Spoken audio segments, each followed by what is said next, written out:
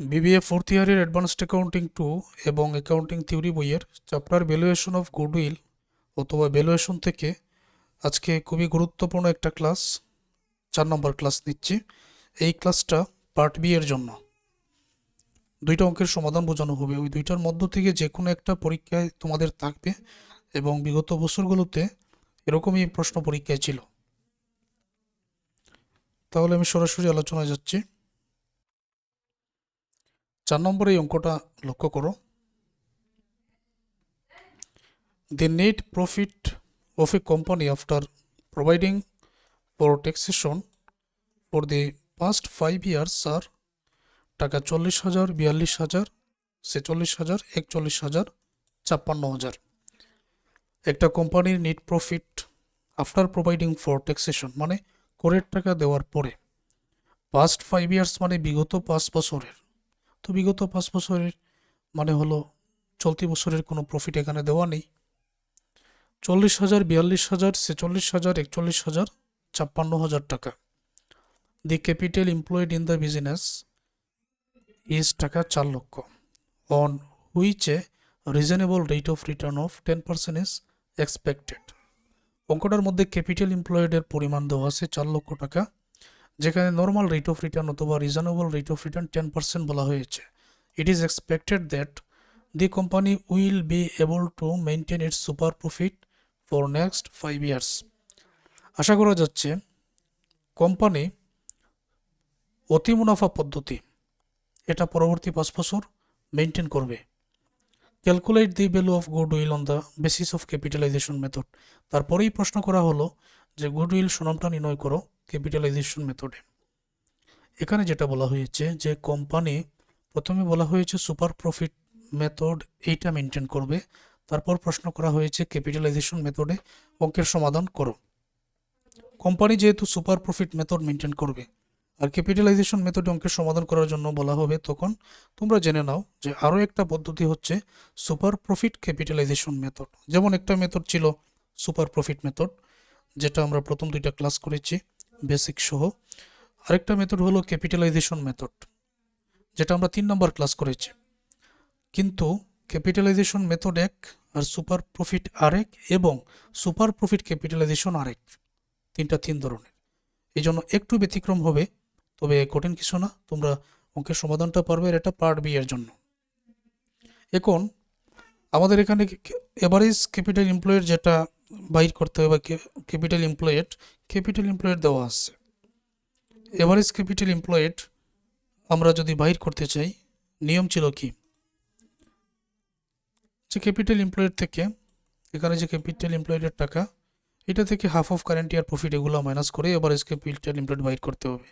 কিন্তু অঙ্কটার মধ্যে যদি আমরা লক্ষ্য করি কারেন্ট ইয়ারের কোনো প্রফিট দেওয়া নেই, সুতরাং এটা half of current year profit minus করার প্রয়োজন পড়ে না। যে 4 লক্ষ টাকা আছে ওইটাই এভারেজ ক্যাপিটাল এমপ্লয়েড।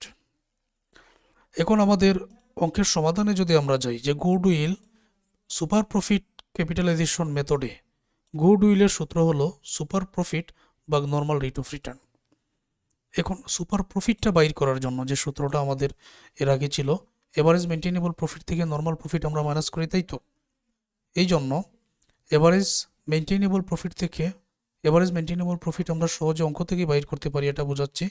নর্মাল প্রফিটটা এখন আমাদের সূত্রের মাধ্যমে বাইর করতে হবে। নর্মাল প্রফিটের সূত্র average capital employed normal rate of return. তো এভারেজ ক্যাপিটাল এমপ্লয়েড 4 লক্ষ যেটা অঙ্কের মধ্যে দেওয়া আছে, এই 4 লক্ষ টাকাই আমরা এভারেজ ক্যাপিটাল এমপ্লয়েড ধরে নিলাম। কিভাবে হয় সেটাও একটু আগে বুঝিয়েছি। নর্মাল রেট অফ রিটার্ন 10%, তো 40,000 টাকা নর্মাল প্রফিট। এখন এভারেজ মেনটেনেবল প্রফিট বাইর করার যে নিয়মটা ছিল, টোটাল প্রফিট যোগ করে নাম্বার অফ ইয়ার দ্বারা ভাগ। এখন এখানে যে অ্যাডজাস্টমেন্ট আমরা যোগ করব বিয়োগ করব, এখানে কোনো অ্যাডজাস্টমেন্ট দেওয়াই নেই, আর ট্যাক্সের টাকা মাইনাস করে দেওয়া হয়েছে। তো এগুলো কি করার আছে? এখানে কাজ করার নেই। তো কি করব, আমি সরাসরি প্রফিটগুলো যোগ করে বছর দ্বারা ভাগ করব। যেমন প্রফিট এখানে 40,000, 42,000, 46, 41, 56,000 আছে, 5টা যোগ করে নাও, 5 দ্বারা ভাগ করলে 45,000 টাকা পেয়ে যাবে। এভারেজ মেনটেনেবল প্রফিট ডিরেক্ট এখানে 45,000 বসিয়ে দিবে। এটা পার্ট বি এর একটা ম্যাথ। তারপর যে নর্মাল প্রফিটটি এর আগে সূত্রের মাধ্যমে বাইর করেছো 40,000 টাকা, এটা এখানে বসানো হলো। উত্তরে সুপার প্রফিট 5,000 টাকা আসলো। এখন সুপার প্রফিট মেথড এবং সুপার প্রফিট ক্যাপিটালাইজেশন মেথড এই দুইটার মধ্যে পার্থক্য কি? পার্থক্য শুধুমাত্র শেষেরটায় আগের ওয়ার্কিংগুলো ঠিক থাকবে। অর্থাৎ আগের ওয়ার্কিং ঠিক থাকবে মানে কি? মানে এর আগে তোমাদের যে সুপার প্রফিট মেথডে ওয়ার্কিংগুলো আমি দেখিয়ে দিচ্ছি এটা ঠিক থাকবে। তাহলে সুপার প্রফিট 5,000 টাকা পেয়ে গেছো। আর নর্মাল রেট অফ রিটার্ন অঙ্কে 10% দেওয়া আছে, 0.10 দ্বারা ভাগ করলে 50,000 টাকা দের আনসার। পার্ট বিতে এই জাতীয় অঙ্ক তোমাদের পরীক্ষায় থাকবে। আশা করবো এটা ক্লিয়ার। এখন 5 number, Jamil limited agreed to purchase the business of Toya limited. Jamil limited সম্মতি আছে জামিল লিমিটেডের টোয়া লিমিটেডের ব্যবসাটা ক্রয় করে নেবে on January 1, 2018। For this purpose এই জন্য goodwill to be valued at 3 year purchase, 3 বছর ক্রয়ের জন্য গুডউইল নির্ণয় করার প্রয়োজন। Of weighted average profit of the last 4 years, বিগত বছরের প্রফিটের উপর ওয়াইটেড এভারেজ প্রফিট, এটা আরেকটা method. Super profit method, capitalisation method, super profit capitalisation method, weighted average profit method, এই আমরা 4টা মেথড এখন পর্যন্ত পেয়ে গেলাম। Profit and related weights are given below, যেখানে বছর আছে 2014 থেকে 17, নেট প্রফিট দেওয়া আছে, ওয়েট দেওয়া আছে, calculate the goodwill of Toya limited. তো যদি বছর দেওয়া থাকে, নেট প্রফিট আর ওয়েটগুলো দেওয়া থাকে, এটা কঠিন কিছু না। আমি অঙ্কের সমাধানটা তোমাদেরকে এখানেই বুঝিয়ে দিচ্ছি। কি কাজ? যে বছর সমূহ 2015 থেকে 14 থেকে 17 প্রফিট সমূহ ওয়েট সমূহ নিয়ে এখানে কাজটা কি? প্রথমে বছর সমূহ প্রফিট সমূহ ওয়েট দ্বারা গুণ, টোটাল ওয়েট এখানে যোগ করে 10 পাওয়া যাবে।